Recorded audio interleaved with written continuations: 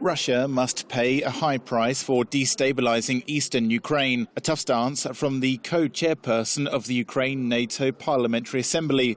Canadian Senator Raynell Andreychuk was in Kyiv for the biannual conference on Monday. The meeting was attended by Ukrainian government officials. It aims to strengthen political and military cooperation between Ukraine and the US military alliance and address key regional security issues. Ukraine is fighting not only for its own future, but also in defense of freedom, independence, and international law.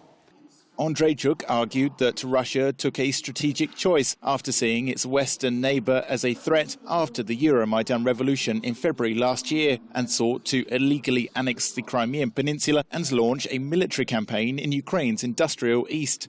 As our former president Hugh Bailey once said, Ukraine was not choosing between Russia and the West, it was choosing between the past and a new future. The NATO Parliamentary Assembly representative went on to pledge that only the Ukrainian people can decide whether the country should join the NATO alliance.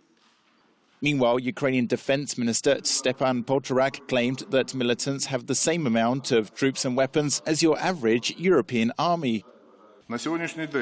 As of today, the total number of the Russian armed forces and illegal armed groups in the temporarily occupied territories of Donetsk and Luhansk regions is about 42,500 people.